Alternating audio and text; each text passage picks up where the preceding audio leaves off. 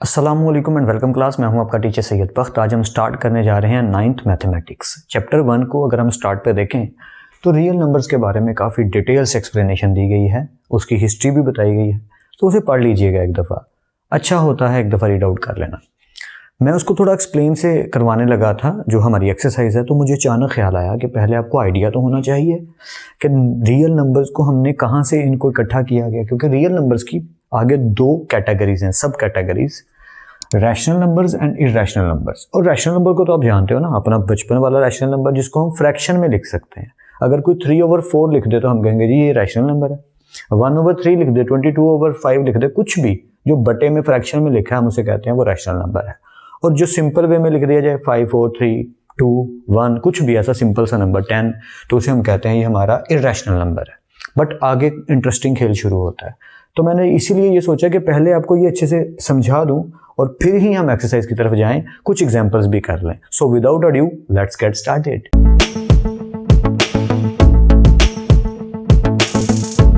Real numbers actually दो categories को मिलाएं तो बनता है, एक है रैशनल नंबर्स और एक है इरेशनल नंबर्स।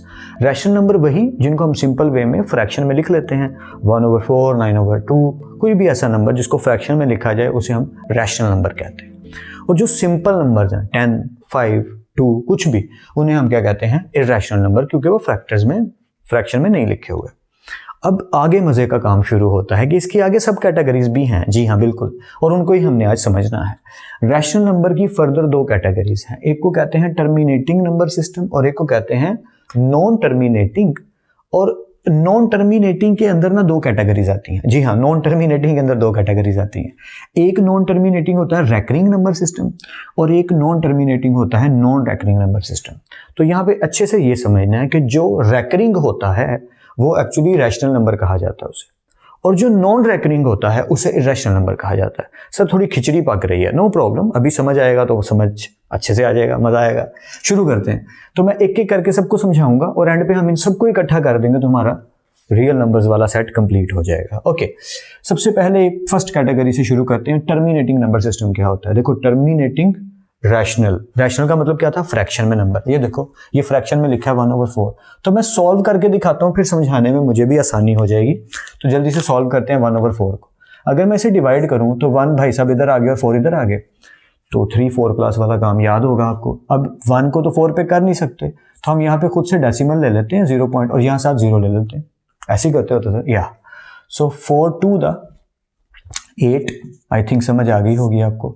अब 10 में से 8 गए तो क्या बचे? 2, फिर से 0 सा खुद से लेंगे हम, तो 4 5 द 20, तो आंसर क्या आ गया जी? कुछ भी नहीं, 0। इसका मतलब कि 1/4 है, इसका फाइनल आंसर आया 0.25। इसका मतलब ये कि ये एंड हो गया। क्या मतलब है मेरा? मैं इसको साथ ही करके दिखाता हूँ क्या कहना चाह रहा हूँ। अगर 1/3 को हम करें तो आगे स्टोरी बड़ी मजेदार है।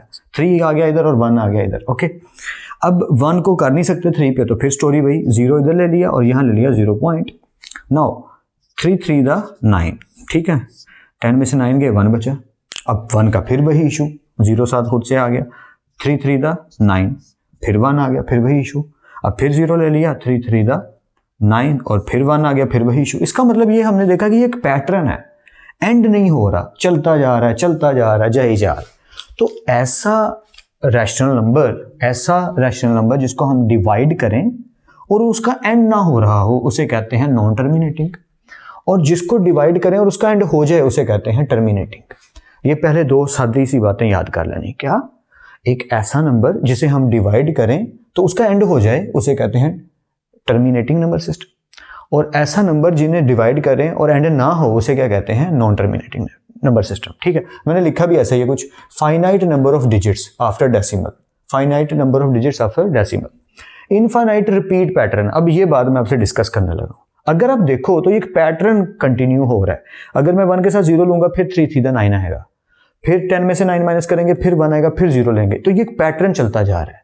तो अगर डेसिमल पॉइंट के बाद एक पैटर्न शो हो तो उस नॉन टर्मिनेटिंग नंबर सिस्टम को कहते हैं recurring number system. I think मेरी बात समझ आ रही है। एक टर्मिनेटिंग तो वैसे ही समझ आ गया, चलिए टर्मिनेटिंग की कोई एग्जांपल कर लेते हैं, फिर रिपीट करना मेरे लिए आसान हो जाएगा। अब 8/25 लिखा है, नो प्रॉब्लम, 8 इधर आ गया, 25 बाहर आ गया, तो 0 सा चाहिए, ले लेते हैं 0।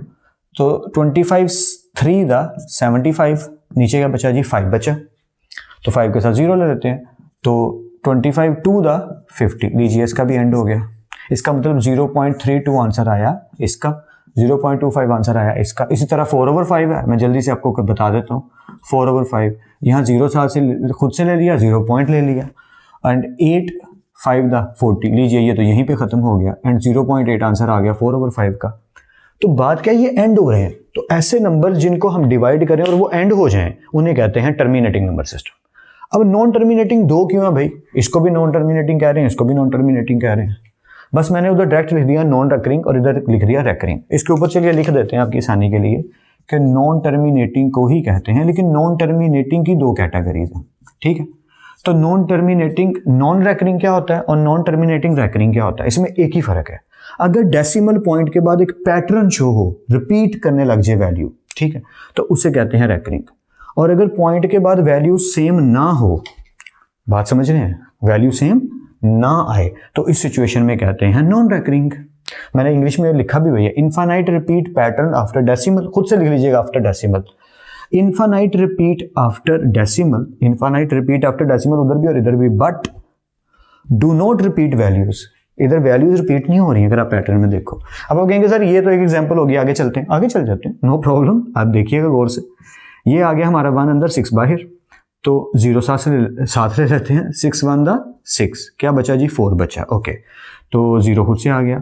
तो 6 का टेबल पढ़ना है कि यहाँ तक जाएं, तो सॉरी एक चीज़ तो मैंने मिस कर दी, सॉरी 0 पॉइंट लिया तो 10 आ गया, 1 के साथ 0 खुद से आ गया, 6 1 दा 6, 10 में से 6 गए 4 बचे, 0 साथ ऑटोमेटिक लगता होता, 6 6 दा 36, फिर से क्या बचा 4 बचा, समझ आ रही है ना, ठीक है, ओके। अब 40 में से 36 दिया तो 4 बचा, अब 0 लग गया,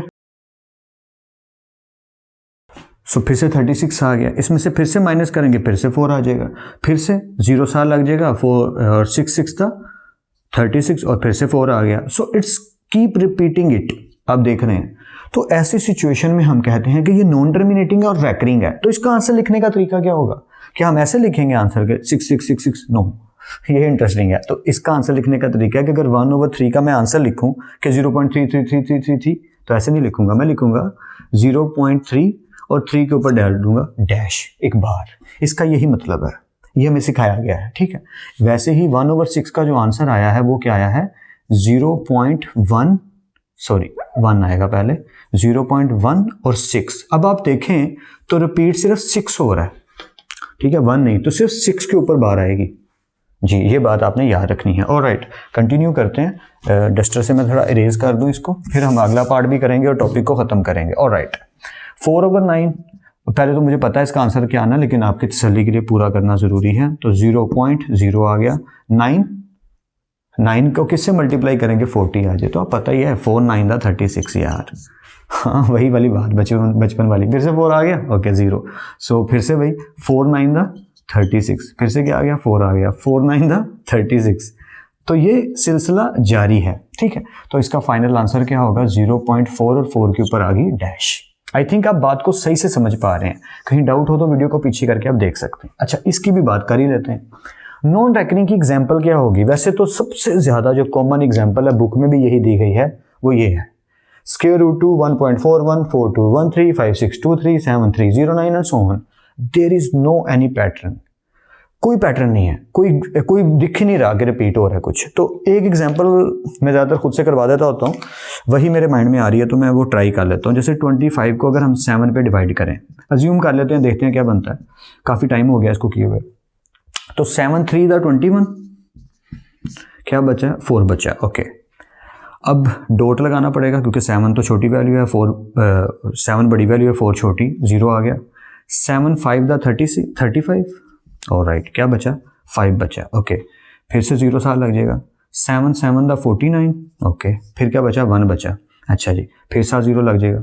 7 1 दा 7, क्या बचा 3 बचा। मैं इधर से शुरू हो जाता हूँ, ठीक है। अब क्या बचा, अब बचा 3, ओके। तो 10 में से 7 के तो 3 बचा ना, तो 3 के साथ फिर से 0 ले लिया। मैं यहीं से कंटिन्यू कर रहा हूँ, आई थिंक आप समझ रहे हैं, ठीक है। अब 30 तक जाना है, तो 7 4 दा 28, अब ये क्या, तो क्या बचा 2 बचा, फिर से 0 ले लेते हैं। 7 टू द 14, ठीक है, 20 में से 14 गए तो क्या बचा, 6 बचा। पहले कहीं 6 बचा नहीं, ओके 0 ले लेते हैं। 7 9 द 63 एंड 7 8 द 56, ओके। अब क्या बचा, 4 बचा, तो 4 पहले बच चुका है जी, बच चुका है। अब यहाँ पे बात आती है इंटरेस्टिंग कि अगर ये 4 आया तो क्या ये अब दोबारा रिपीट नहीं होने वाला, अगर हम गौर करें तो। कि अगर हम गौर करें तो अब देखिएगा ज़रा, 7 5 द, ये देखिए 7 5 द 35, और फिर से क्या बचेगा 5। अब ये वाला सिलसिला शुरू होने लगा फिर से।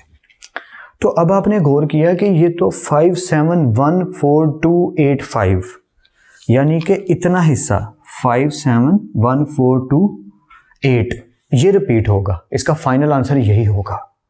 तो बताना पता मैं क्या चाह रहा हूँ कि आप कोई भी नंबर इस तरह का ट्राई करेंगे तो ज़्यादातर वो जब आप डिटेल से उसको सॉल्व करना शुरू कर देंगे तो आपको अचानक ख्याल आएगा या ये नॉन रैकरिंग नहीं बन रहा, ये रैकरिंग ही बन रहा है।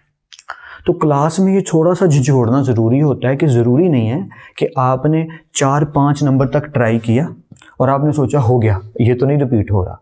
वो कहीं ना कहीं जाके रिपीट होगा और फिर वो रिपीट होता चला जाएगा। इसीलिए इसकी एग्जांपल्स बहुत कम मिलती हैं, इसीलिए स्क्वायर रूट 2 लिखा हुआ है बुक में भी। तो बात पता क्या है, बस हमें समझने के लिए याद होना चाहिए। मैं समरी जल्दी से बयान कर देता हूँ। हमारे पास 3 कैटेगरीज हैं सीधी सीधी सी। पहली क्या है, सिंपल सा टर्मिनेटिंग। दूसरा क्या है, नॉन टर्मिनेटिंग। नॉन टर्मिनेटिंग की 2 कैटेगरीज है, रैकरिंग और नॉन रैकरिंग। टर्मिनेटिंग जो एंड हो जाता है, नॉन टर्मिनेटिंग जो एंड नहीं होता। तो नॉन टर्मिनेटिंग तो ये भी है, दोनों एंड नहीं होते। तो रैकरिंग वो जिसमें पैटर्न आने लग जाए और नॉन रैकरिंग वो जिसमें कोई पैटर्न ना आए। सिंपल। अगर हम इन सारे नंबर सिस्टम्स को इकट्ठा कर दें, रैशनल को और इरैशनल को, तो वो हमारा बन जाता है real number systems. I think बात समझ में आ गई है। तो रैशनल की 2 कैटेगरीज होगी, टर्मिनेटिंग, नॉन टर्मिनेटिंग, लेकिन रैकरिंग वाला जिसमें पैटर्न कंटिन्यू हो रहता है, रिपीट करता है।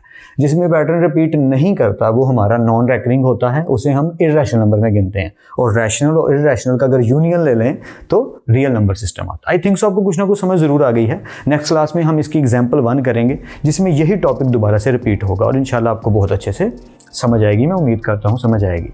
फिर मिलते हैं नेक्स्ट क्लास में। तब तक अपना और अपने घर वालों का बहुत ख्याल रखिएगा। खुदा आप सबको बेहद खुश रखे और बहुत कामयाब करे। खूब मेहनत करते रहिए लेकिन स्मार्ट वर्क के साथ। अल्लाह हाफिज़ क्लास।